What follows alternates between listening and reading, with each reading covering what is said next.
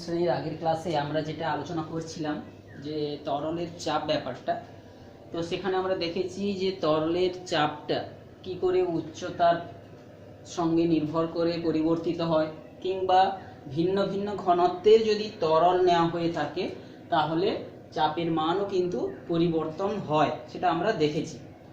সেই যে বোতলের মধ্যে আমরা জল ভিন্ন ভিন্ন উচ্চতায় নিয়ে সেটাকে দেখেছি কি নিচে যদি একটা ছিদ্র করে দেওয়া হয়, তো সেই ছিদ্রটা থেকে জলটা যত বেশি উঁচুতে থাকছিল সেই ক্ষেত্রে জলের স্পিডটা বেশি হচ্ছে, অনেক দূর পর্যন্ত পৌঁছেছিল। ঠিক একই রকমভাবে সেই বোতলের মধ্যে বিশুদ্ধ জল না নিয়ে যদি লবণ মেশানো জলকে আমরা নিয়ে থাকি, তাহলে সেই একই পজিশনে যদি ছিদ্র করা হয় তাহলে দেখলাম যে বেশি দূর পর্যন্ত জলটাকে পাঠিয়ে দিতে পারছে, অর্থাৎ সেই জায়গায় চাপটা বেশি হচ্ছিল, অর্থাৎ বলটা বেশি প্রযুক্ত হচ্ছিল। তো এখন আমরা বলেছি যে কি তরলের ভেতরে চাপটা, কোনো একটা তরল যে আছে উচ্চতা পর্যন্ত, সেই চাপটা এখানে নির্ভর করছে কতটা উচ্চতা পর্যন্ত তার উপরে তরলটা রয়েছে। এই উচ্চতাটা যত বেশি হবে, এই উচ্চতাটা এখানে যদি এটা H1 বলি, কিংবা আবার এই উচ্চতাটাকে যদি H2 বলি, এক্ষেত্রে আবার তরলের স্পিডটা আরো বেশি হচ্ছিল। অর্থাৎ তরলের মধ্যে চাপটা তরলের উচ্চতার সঙ্গে, তরলের যে সেই জায়গা থেকে কত উঁচু পর্যন্ত তরল রয়েছে তার সঙ্গে সমানুপাতিক সম্পর্কযুক্ত। আবার এই তরলটার পরিবর্তে যদি আমরা অন্য একই তরল না নিয়ে যদি ভিন্ন ঘনত্বের তরল নিয়ে সেই পরীক্ষাগুলো করে দেখিয়েছিলাম, দেখা যাবে যে তুলনামূলকভাবে বেশি দূর পর্যন্ত জলটাকে মানে তার ফোর্সটা হচ্ছে বা স্পিডে চলে যাচ্ছে, পৌঁছে দিতে পারছে।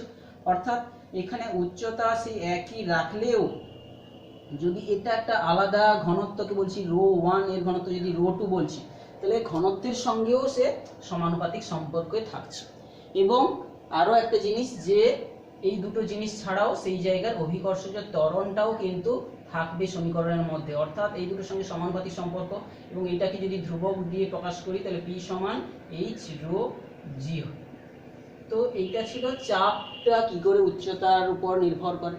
তো এখন একটা প্রশ্ন আসছে, আমরা যখন কঠিন পদার্থের চাপটা নির্ণয় করেছিলাম, তো সেক্ষেত্রে চাপটা কেবলমাত্র নিচের তলদেশে ছিল, কঠিন পদার্থটাকে যে তলের উপর রাখা ছিল সেই তলটার নিচ দিক বরাবর একটা চাপ আমরা মাপ করতে পেরেছিলাম।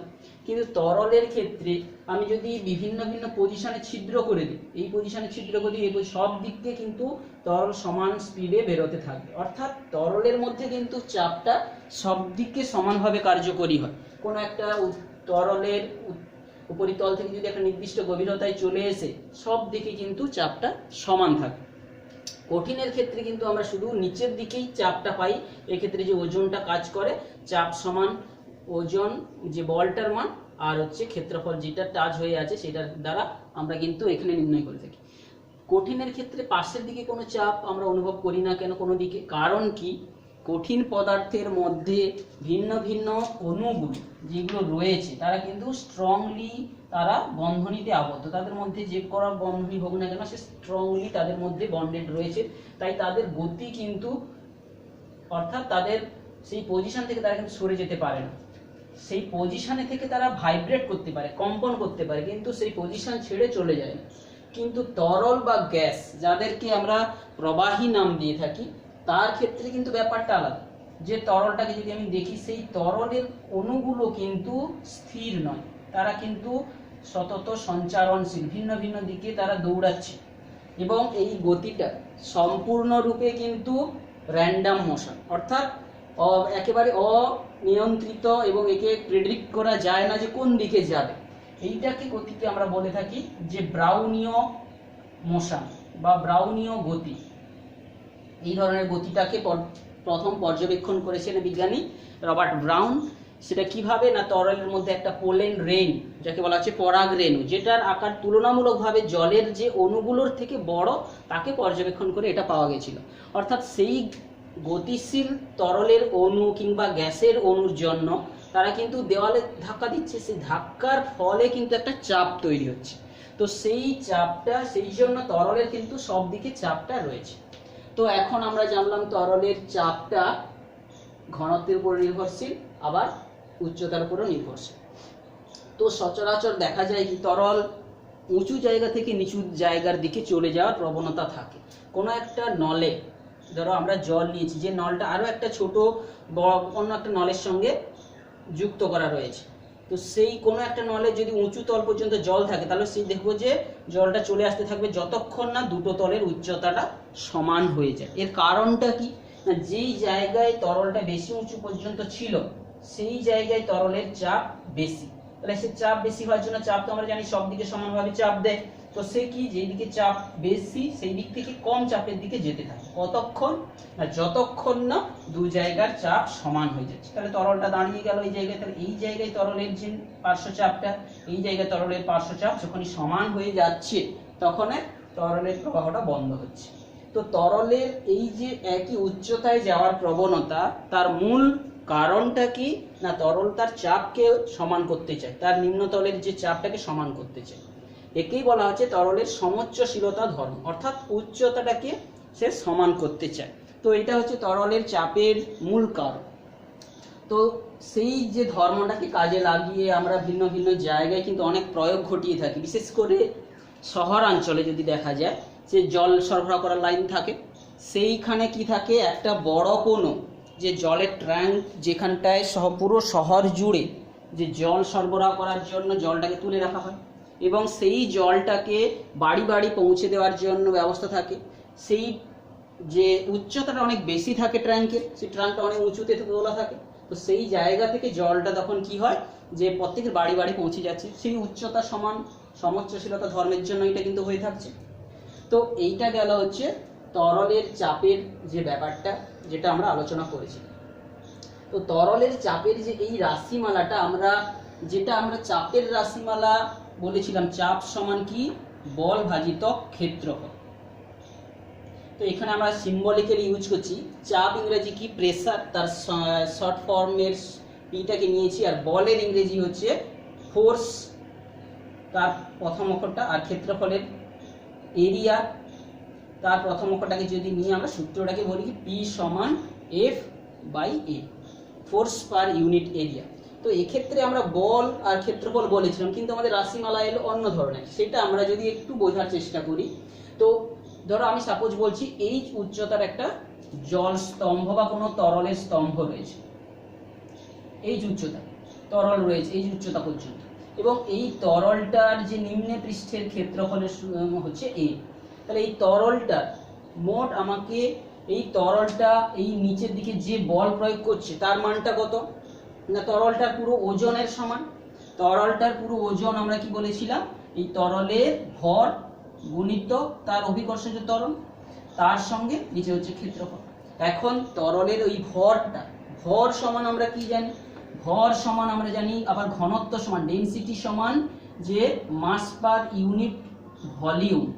তাহলে মাস সমান কি, ভর সমান কি না ডি ইন্টু ভি, অর্থাৎ ঘনত্ব, আমরা ডেনসিটি থেকে অনেক সময় রো ইন্টু ভি বলে থাকছি, তাহলে ঘনত্ব গুণিত আয়তন, তার সঙ্গে থাকছে জি এবং তার বাই ক্ষেত্রফল। এখন এই আয়তনের সূত্র কি, এই লম্ববৃত্তাকার চোঙের যে আয়তনের সূত্রটা আমরা জানি, আয়তন মানে যে ভূমিতলের ক্ষেত্রফল গুণিত উচ্চতা। এটা আমরা যখন পরিমিতি চ্যাপ্টারটা পড়ব গণিতের ক্ষেত্রে তখন এই সূত্রটা জানবো। তো আয়তনের জায়গায় আমরা বসাচ্ছি এ ইন্টু এইচ, তার সঙ্গে সঙ্গে থাকছে রো ইন্টু জি, আর বাই নিচে থাকছে এ। তো এইভাবে এ ক্যান্সেল হয়ে গিয়ে থাকছে এইচ রো জি, অর্থাৎ বোঝা গেছে চাপের রাশিমালাটা নতুন কিছু ব্যাপার নয়।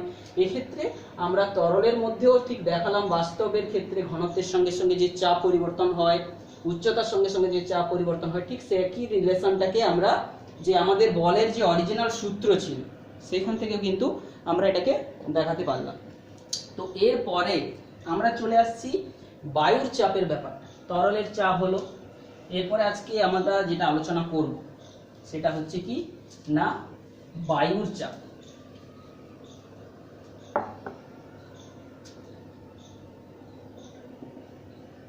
তো বায়ু জেনেছি আমাদের যে পৃথিবীর চারপাশে আবিষ্ট বেষ্টন করে রয়েছে। বায়ু একটা গ্যাসীয় পদার্থ, তাহলে ওরও একটা ভর রয়েছে, ও একটা ওজন প্রয়োগ করে, ও একটা চাপ দেয়। কিন্তু কি হচ্ছে কি, আমরা তো বায়ুর মধ্যে ডুবে রয়েছি, বায়ু সমুদ্রের পুরো ডুবে রয়েছি বলতে গেলে, তো আমরা বা কেন হচ্ছে চাপটা অনুভব করছি না? আমাদের উপরে তো বায়ু রয়েছে, কত উচ্চতা পর্যন্ত রয়েছে তার সঠিক কিন্তু লিমিট নেই। আপাতত বলা হয় যে 10,000 কিলোমিটার উচ্চতা পর্যন্ত এখানে বায়ু রয়েছে। তাহলে এই বায়ুর যে আমার উপরে থাকা বায়ু 10,000 কিলোমিটার উচ্চতা পর্যন্ত যে বায়ুটা আছে সেটাকে যদি একটা নলের স্তম্ভের মতো ধরি, তো সেটা আমার উপর যে চাপ দিচ্ছে সেটাই হচ্ছে বায়ুর চাপ। তো সেটা আমরা বায়ুর যে চাপ আছে সেটা আমরা একটা ছোট্ট পরীক্ষার সাহায্যে বুঝতে পারি। যে একটা তরল পাত্র নিলাম, তরল পাত্র নিয়ে আমরা কি করলাম, একটা নলে সেই তরলটা যদি জল নিয়ে থাকি সেই জল ভর্তি করে তাকে আমি কি করলাম, আঙুল দিয়ে এখানে চেপে ধরে রাখলাম। ঠিক আছে, আঙুল দিয়ে এখানে প্রেস করে বন্ধ করে রাখলাম পুরো ভর্তি করে, তারপরে দুটো আঙুল দিয়ে ভর্তি করে আঙুলটাকে সরিয়ে নিলাম। নিলে দেখা যাচ্ছে এইখানে যখন মুখ বন্ধ হয়ে আছে, কিংবা ধরো এটা বন্ধ করা নেই, কোনো একটা বদ্ধ নল যার অপর সাইডটা এমনি কাঁচ দিয়ে ঘেরা রয়েছে, তখন এইভাবে যখন রেখে দিচ্ছি দেখা যাচ্ছে তরলটা দাঁড়িয়ে থাকছে, তরল আর নেমে আসছে না। তাহলে আমরা কিছুক্ষণ আগে পড়লাম তরলের যে চাপ উচ্চতার উপর নির্ভর করে করে হয়, তাহলে তরলের এখানে তো উচ্চতা বেশি আছে কিন্তু তরলটা চলে আসছে না, কারণ কি?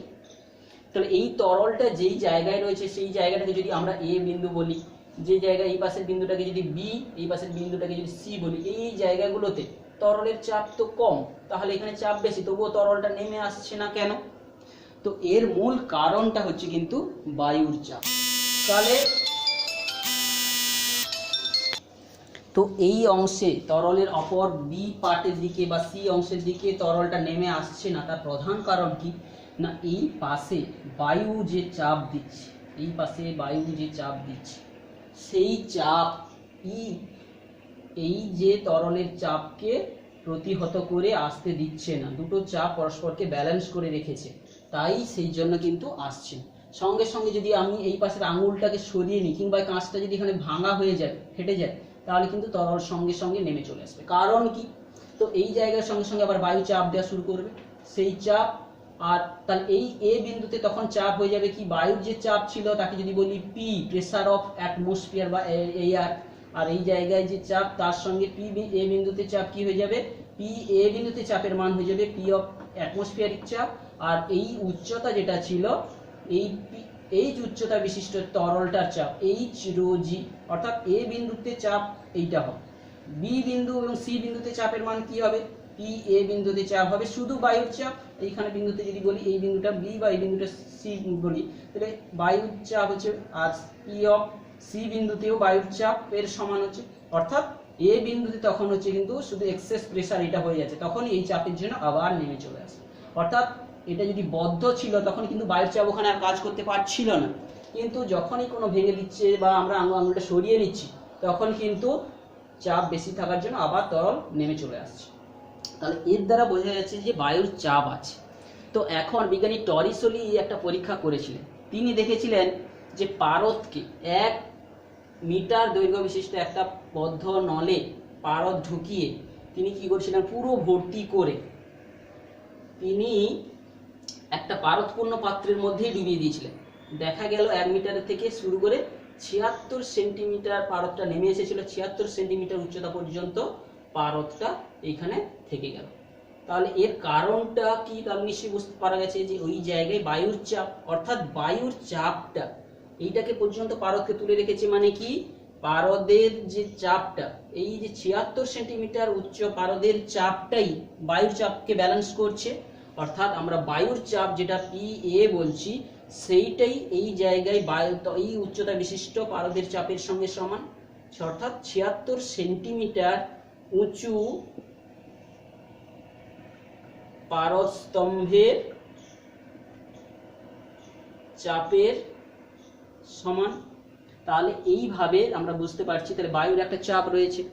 এখন আমরা যদি পারদ না নিয়ে একটা রবারের নল নিলাম, রবারের নল নিয়ে জলকে ঢুকিয়ে দিলাম, জল একটা ঢুকিয়ে আমরা যদি তুলে রাখি দেখা যাবে যে প্রায় 12 মিটার নল নিলাম, জল নিয়েছি, এটা ধরো H2O জল নিয়েছিলাম, এটা নিয়েছিলাম পারদ, পারদের যে সংকেত লিখেছি তো আমরা জেনেছি সংকেত জানছি।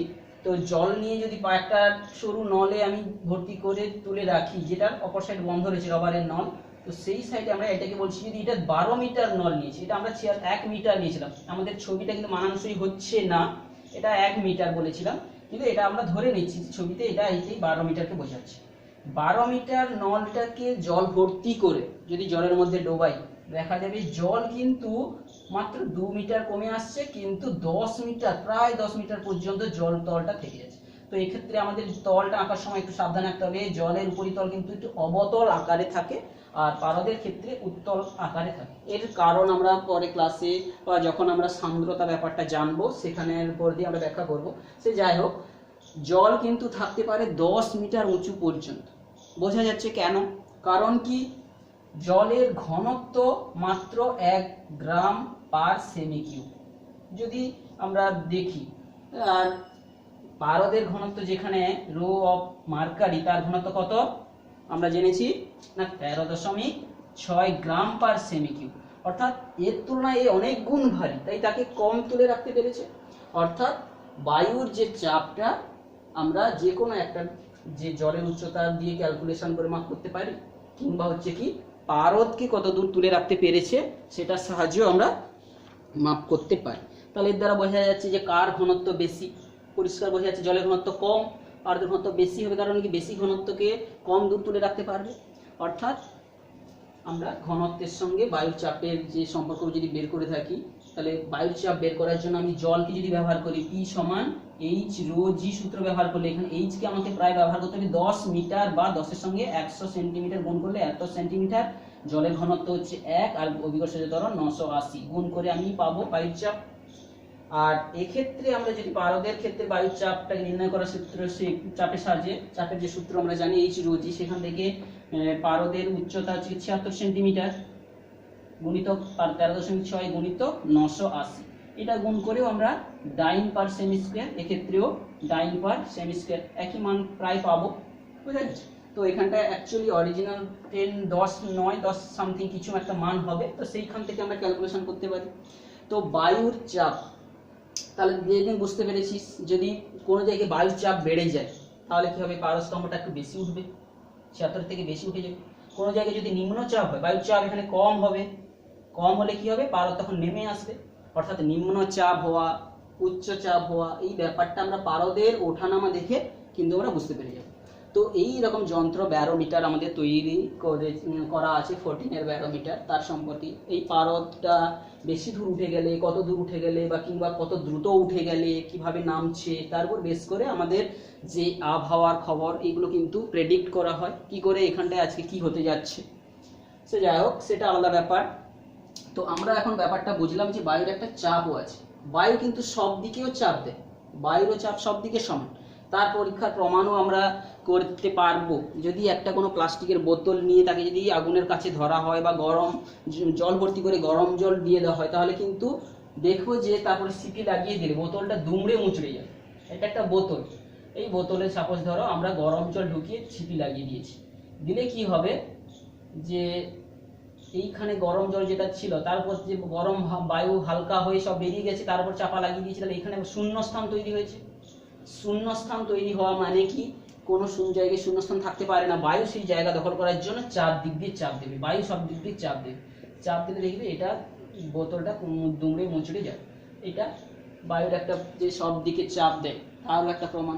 তারও কারণটা আমরা জানি, কঠিন তরলের মতোই বায়ুর কণাগুলোও কিন্তু গতিশীল, এবং তার জন্য এটা আরো বেশি করে এটা প্রকট হয়ে উঠবে।